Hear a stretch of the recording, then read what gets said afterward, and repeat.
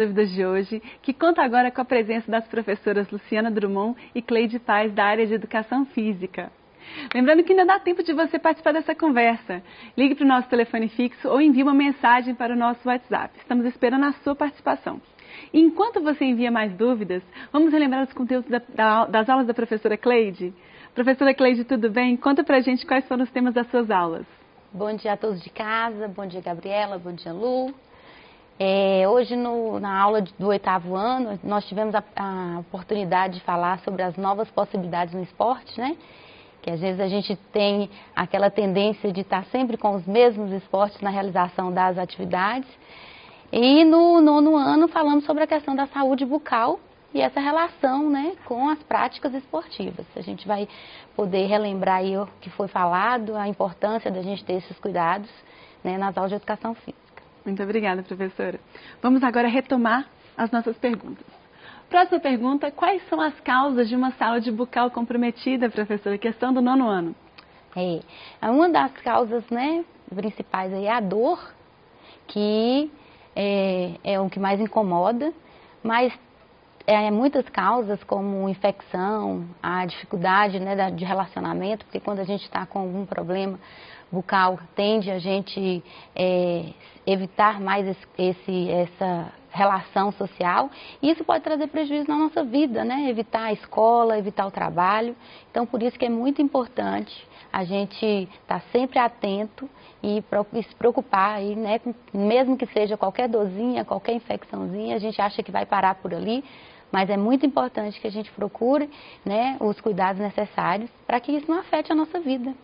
A boca é um instrumento da fala essencial. Exatamente. Com certeza. A próxima pergunta acabou de chegar da Anabelle, da Escola Municipal Dagmar Barbosa de Souza. Como posso me exercitar nessa quarentena em casa? Posso fazer pilates? Eu tenho 10 anos. Muito obrigada pela pergunta, Anabelle, né? Anabelle. Um beijo para você, obrigadão mesmo pelo carinho. Bom, se você tem 10 anos e quer fazer pilates, a gente geralmente pede que seja com um profissional qualificado para te ensinar o pilates. O que a gente pode te falar assim para que você possa se exercitar em casa? O pilates, ele na verdade muitas pessoas confundem com alongamentos. Só que se a gente for mesmo para um profissional, tem uma sala específica em que esses alongamentos são mais específicos, são mais bem trabalhados, tem todo um propósito. Para que você vai fazer o pilates? Eu quero definir. Então você, como tem 10 anos, pode começar a treinar fazendo os alongamentos em casa. Que tipo de alongamento, professora? Né? Você pode variar, pesquisar vários tipos de alongamentos, como para o braço, né? Aqueles que a gente faz para o braço, para a cabeça. Pode fazer também puxando a perna, puxa a outra. E aí você todo dia fazendo um pouquinho desses alongamentos, é como se estivesse fazendo um pilates. E aí quando você puder procurar um profissional, ele vai te indicar mais específico uns outros exercícios para que sejam da sua idade, próprios da sua idade. Não é isso, professora Cleide? Exatamente. Foi bom você falá-lo, porque é muito importante que a gente respeite, né, os limites do corpo. As atividades do Pilates são atividades, né, que estende muitos músculos, né, tende a exercitar, puxar mesmo os músculos. Então, se você não tiver cuidado na realização dos exercícios, você pode lesionar. Então, assim, né, uma atividade que necessita muito de um acompanhamento de um profissional. Você pode fazer em casa, como a Lu mesmo falou, várias atividades, mas não esqueça sempre de respeitar o limite do corpo. Não vai exagerar e nem querer crescer de uma hora para outra, porque a gente tem que respeitar o tempo do nosso corpo. E que bacana, essa conscientização aos 10 anos já está preocupada. Preocupada, exatamente. Legal. E é muito legal e a gente já começa nessa idade mesmo. Tem que preocupar, mas tem vários alongamentos que dá para fazer aí, várias ginásticas que dá para você fazer, igual a professora disse, né? E depois a gente procurar um profissional e você procurar um profissional para trabalhar um caso específico, para não lesionar, para não machucar, porque depois vai tentar fazer alguma coisa. É como eu falo, às vezes a gente vai dar ginástica para os alunos, aí fala assim, hoje você vai ensinar a abrir, né, fazer a abertura, que é o famoso espaguete, né? Aí fala assim, então nós vamos sair daqui fazendo espaguete. Não é assim, né? Todo Verdade. dia tem uma capacidade física, a flexibilidade, a gente vai trabalhando ela para poder chegar na abertura. E tem crianças que têm super flexibilidade, facilidade para fazer. E tem outros que têm que trabalhar um pouquinho mais. Ótimo, professora. Próxima pergunta. Quais são os esportes que formam o quarteto fantástico e por que é utilizada essa expressão? Pergunta do 8º ano. Legal a pergunta, muito obrigada. É uma expressão que geralmente é muito usada nas aulas de educação física, né? Por quê? Porque é um conjunto de 4 esportes que são mais utilizados, que os alunos mais pedem para ser realizados nas atividades, que é o futebol, o handebol, o vôlei e o basquete. Então, até mesmo na aula que nós vimos, nós falamos já exatamente sobre isso, que há outras possibilidades. São esportes, né, que a gente tem um maior conhecimento, realizado, né, geralmente, os alunos pedem muito para ser realizado esse esporte, mas a gente precisa entender que tem outras possibilidades e que há outros esportes também que possa fazer parte das aulas de educação física e a gente tem a oportunidade de conhecer novas coisas, né? Excelente, professora. A próxima pergunta chegou agora da Milena Gabriela, da Escola Estadual Bueno Brandão. A ginástica rítmica pode ter passos de balé e de dança teatral? Um beijão, Milena, muito obrigada pela pergunta, excelente, porque é exatamente isso. A ginástica, ela tem muito de pegar um pouco a peça teatral e um pouco do balé, sim. Então, quem já faz balé em casa tem mais facilidade para praticar a ginástica, porque é justamente esses movimentos, né, quando a gente faz, principalmente de equilíbrio. No outro bloco, eu até falei das rotações e falei dos saltos e esqueci de falar do equilíbrio. Mas já com a sua pergunta, já me liguei aqui novamente, aqueles movimentos que a gente faz o aviãozinho, né, que a gente costuma ali de criança fazer, então envolve muito os passos de equilíbrio, então tem muito a ver, não é isso mesmo, professora? Sem dúvida. Tem tudo a ver aí com a peça teatral, então fica até mais bonito, porque quando você vê, aí você fica, que você vê lá nas Olimpíadas, por exemplo, que você assiste, você tem um outro olhar para aqueles movimentos, quando tem uma história para contar ali naquela apresentação, não fica mais gostoso? Como a Gabriela falou, né? É algo que chama a atenção para as nossas vistas, né? Então a gente se encanta com tudo que vê. Tem todo uma situação ali que envolve tanto a dança como a expressão, né? Que é muito importante a gente enfatizar isso, a expressão facial, a expressão corporal, ela está muito presente, né? Os movimentos acompanham o ritmo da música. Exatamente, Não, então você conta a história de Shakespeare, conta a história dos famosos, todos dentro de uma apresentação de ginástica ou de uma dança. Então Exatamente. Fica muito mais elegante, harmonioso e mais chamativo também. Lindo de treinar. Próxima pergunta. Durante a aula você ensinou a confeccionar o dardo e o martelo. Como poderia fazer o disco e o peso? Pergunta do 7º ano. Ótima pergunta. Realmente ficou o dardo aí que a gente aprendeu e o disco e o peso. Como que a gente pode fazer esses implementos? São os implementos todos do atletismo. A gente fez o dardo, fez o martelo.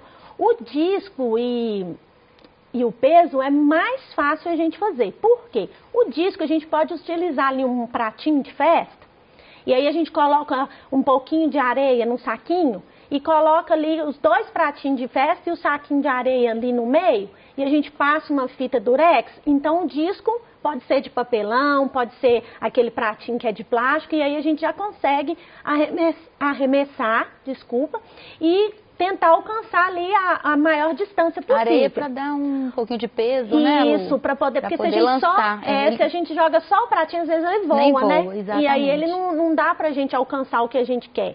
E o peso a gente costuma falar, ou você utilizar uma bolinha de queimada que você tem em casa, e você põe também um pouquinho de areia, para você também fazer a jogada, né? Porque o peso começa aqui, esse movimento, né? Para você, como a gente viu lá, que a gente, uns a gente lança, o outro a gente projeta, então a gente põe um pouquinho de peso para a gente sentir até um pouco o peso aqui nessa região, para a gente ver como que é verdadeiramente no atletismo. Ou então você pode pegar uma bolinha de piscina.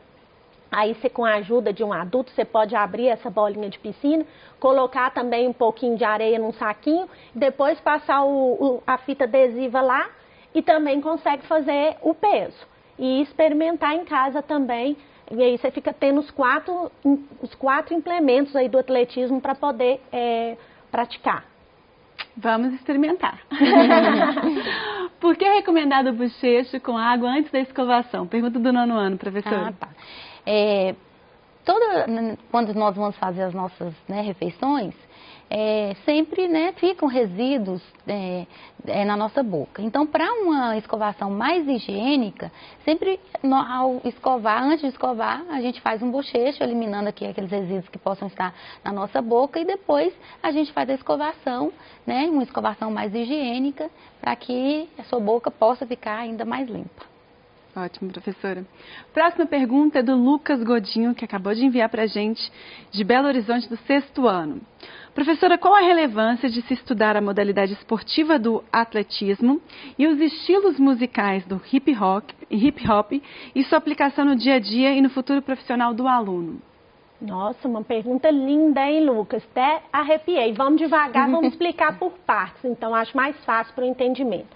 Qual que é a relevância de se estudar o atletismo?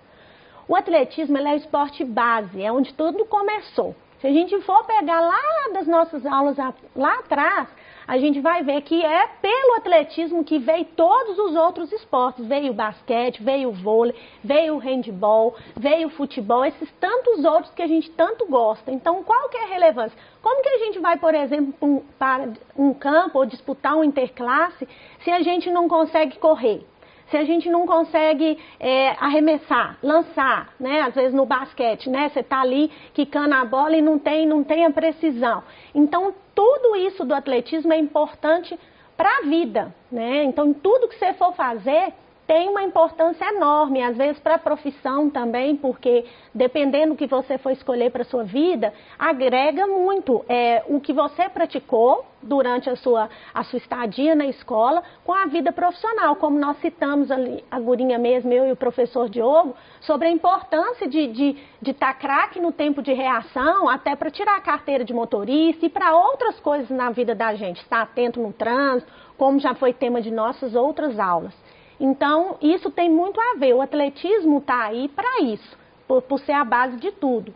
E a relevância do hip hop, não só do hip hop, eu acho que o hip hop é uma cultura que já existe e que tem crescido cada vez mais. Mas eu penso no hip hop e também em outros ritmos também, para a gente compreender de onde que nasceu, como que surgiu, porque às vezes a gente escuta música e não sabe nem de onde ela vem. Tem umas letras que a gente gosta muito, tem outras que a gente já não gosta muito, mas eu acredito que a gente precisa compreender o que aquela música quer trazer pra gente.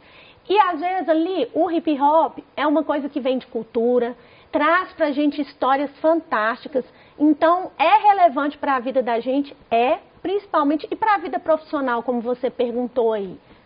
Tem tudo a ver, porque é um ritmo que a gente vai identificar onde que a gente for, onde que a gente estiver ali no social, com os amigos, a gente pode saber comunicar, conversar, falar sobre, e todo mundo quer ficar perto daquele colega que sabe falar de tudo, não é legal? Quando a gente encontra um colega e o colega sabe falar de todos os assuntos, a gente, não, ele acaba se tornando famoso ali da escola, por quê? Porque entende de cultura, sabe falar, sabe praticar vários esportes, e a gente fica ali doido querendo ser amigo daquele aluno, daquele colega ali que sabe de tantas coisas. E na vida também é assim, na vida da gente é tão bom quando você se relaciona com uma pessoa que sabe te passar algumas informações que você não conhecia.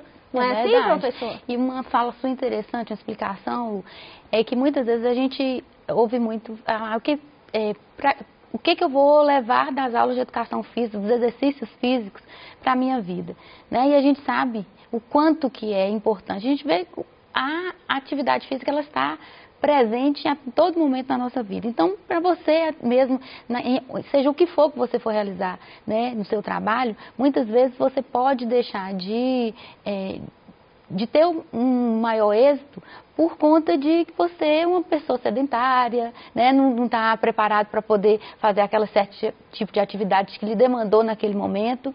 Então, assim, eu sou suspeita a falar, porque sou professora de educação física, amo o que eu faço e a atividade física é vida, gente, é vida, não é não, Lu?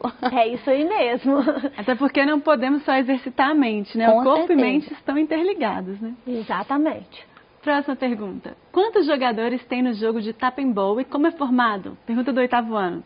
Tá, o jogo de Tap-and-Bowl ele é formado por 6 jogadores. E desses 6 jogadores, a composição é um goleiro, 2 laterais, um central e 2 defensores, né? Que são divididos lá dessa forma, lá pela quadra. Obrigada, professora. É interessante falar do Tap-and-Ball, porque como o Lucas aí falou, né, do atletismo, até voltando lá nele, Lucas, olha aí pra você ver um esporte novo, né, criado em Minas Gerais. Exato. Que a gente, né, olha pra você ver a cultura do esporte vindo forte, qual a relevância de estudar, de saber que a gente está praticando uma coisa que foi do nosso estado, como a peteca, como a gente já falou em outras aulas. Então, Lucas, aí de novo a resposta para você. Tudo tem relevância, viu? Excelente. Próxima pergunta. Quanto pesa o dardo, professora? Questão do 7º ano. Ah, sim. O dardo, gente, a gente até falou nas aulas, ele tem a competição feminina e masculina. O dardo, ele pesa ali 600 gramas para as mulheres e 800 gramas para os homens. Tem um pouquinho aí, né, de diferença no peso aí para as duas competições. Perfeito. Próxima pergunta. Qual o importante papel que a boca desempenha para uma vida mais saudável? Questão do 9º ano. Bem, a boca, primeiro eu falo que a boca é o cartão de visita, né, nossa. Mas, assim, a questão da mastigação, né, da ingestão de alimento, né, através da boca que a gente faz a ingestão dos alimentos, e também do nosso convívio social, como eu falei anteriormente.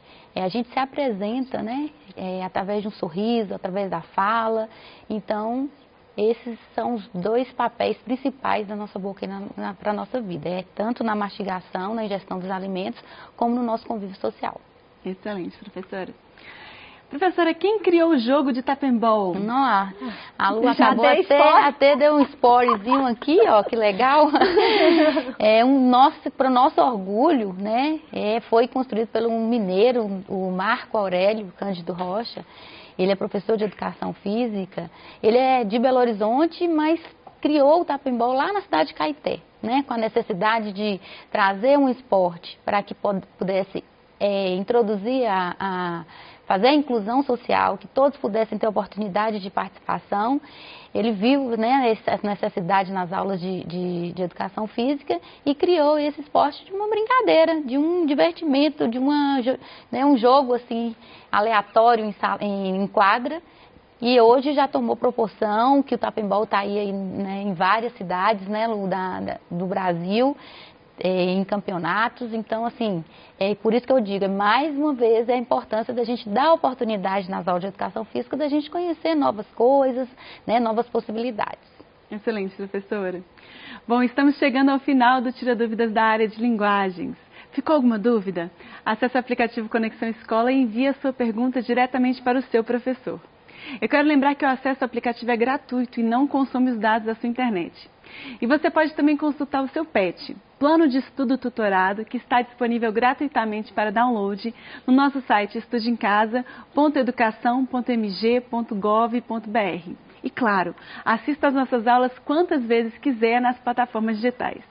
Eu agradeço a presença das professoras, Obrigada. Dos intérpretes de Libras e principalmente a sua participação. Um grande abraço e continue assistindo a nossa programação. Até amanhã.